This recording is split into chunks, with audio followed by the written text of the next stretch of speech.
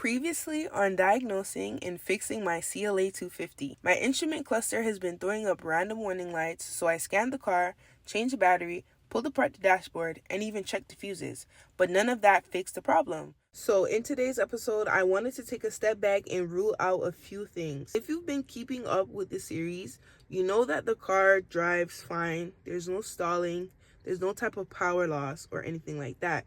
The only problem is that the instrument cluster keeps throwing up random warning lights that I'm still trying to get down to the bottom of, obviously. So before I jump straight into programming the battery like I said I would, I just wanted to make sure that the issue doesn't have anything to do with the engine or like a sensor or anything. So you might be asking, like, what the engine got to do with the instrument cluster messing up? Well, the instrument cluster don't work on its own. It basically is relying on the engine to get information from like different sensors and stuff like that. Now remember, I'm not a mechanic, so that's the most I can explain it to y'all. Okay, go Google it. So yeah, if a sensor isn't sending the right type of information or the engine isn't reading things properly, it'll basically send like misinformation to the instrument cluster, and then that'll cause like different warning lights and stuff to come up. So before actually saying like it's an electrical issue, I just want to make sure it's not coming from like the engine or a sensor or whatever. So as you guys know, I have a basic OBD2 scanner, and I'm like, okay, even though it's basic, it should have use for something else. So I came across an option on here that shows you the live data of the vehicle. So I did some research to see what I should check specifically to see if it may be causing the issue of the instrument cluster. Because of that, today I'm going to check the coolant temp, the intake air temperature, the RPM, idle, and the throttle position percent. Okay, let's get into it. All right, you guys, so it's currently 11 o'clock. The car's been sitting overnight.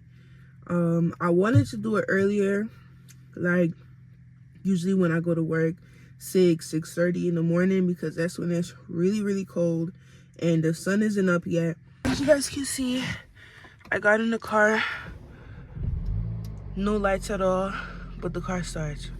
Hold on, yeah, I'm out of breath.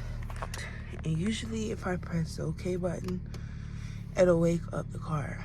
Now, when I come out to like a blank dash like this, usually on days like this, it's really cold. Once the car starts to warm up, it'll just randomly pop back up, so we'll see. So I felt like that would probably be the best time to do it, but I have time to do it right now. So I'm gonna do it right now. I'm gonna plug in the scanner, and then basically gonna do a test between when it's cold and when it's warm. So yeah, we're not gonna start the car yet. We're just gonna turn on the ignition like that. I'm gonna read the codes first. Pretty sure it's gonna show the same thing. U1457, the same code, guys. We're gonna go to live data. Okay, so ETC, that's the first one that we're looking for. So right now it's at -8. So from what I researched, they said that coolant temperature is supposed to be around same temperature as outside, and right now it's like 8.5 degrees Celsius, and here it says -8. So that's right about around where it's supposed to be. So we're looking for the intake air temperature. So here we have -6, and then the RPM, well, of course it's gonna say 0. The car's off. What else are we looking for? I'm out here forgetting. I need to write this down. Oh my goodness. Okay. Okay. So, I don't know how important these other stuff are. That's what we're checking for now. Okay, so let me start the car. Oh my gosh, should I plug this thing out again? Yeah, this cord is so doodle. It's so short. Oh my goodness. All right, so let's start the car. We have the scanner plugged in. The car is off.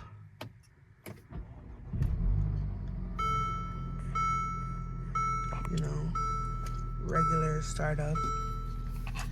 But we're gonna check this. Okay, so we just turned on the car. The coolant temperature is at 30. Okay, the coolant temperature is at 43 now. Car's obviously not warmed up yet, but it's getting there. RPM is at 770. IAT is at -4. What's that again? IAT intake. Oh yeah, hold on, y'all. Write that down. Write that down.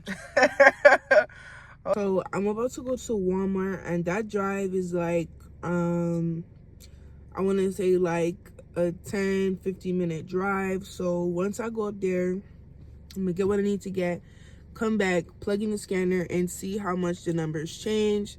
And I don't know, apparently it's supposed to tell me something. So I'm really just winging it because I'm going based off of the internet. I'm going based off of what ChatGPT is telling me. So we're gonna see, guys. So yeah, I finished at Walmart, and I actually went to a few other places. So the car has been on for a good amount of time. So I'm about to plug on the scanner and see the differences in the numbers. So yeah. Scanner, you guys seen this scanner a few times. Nothing special. Try to plug this in without having to get out the car. Oh God! Hold on. Hold on. Hold on, people. People, hold on there. Alright, see it there? It's in, it's in. What's this one? Let me see what this one is. Okay. This is real technical. Okay. We don't need that one. So instead of boring you guys and showing you the whole list that I scrolled through, I made a chart of the numbers of when it was cold versus when it was warm. So if you want to see, go ahead and pause. Alright guys, so you guys saw the numbers. You saw the difference between the numbers in the morning and after the car was fully warm. So basically what I did was I put the numbers into ChatGPT, and ChatGPT summed it up for me and told me that those numbers are okay, they're normal, and it doesn't seem like there's any issue coming from the engine or like a sensor or anything like that.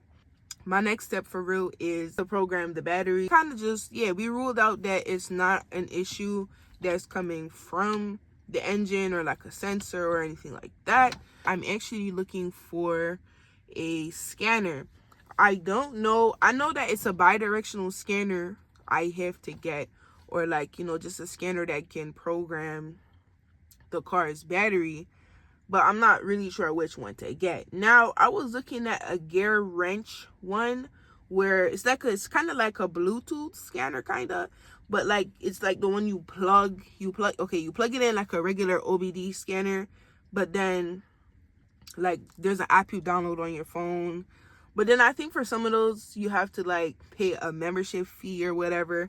But baby, them scanners is already $150 to $200. So what am I paying a membership fee for? Yeah, I'm still trying to figure out which scanner I should get, but eventually I'm gonna get one and see if I can program this battery myself. And then we move from there, y'all. We move from there.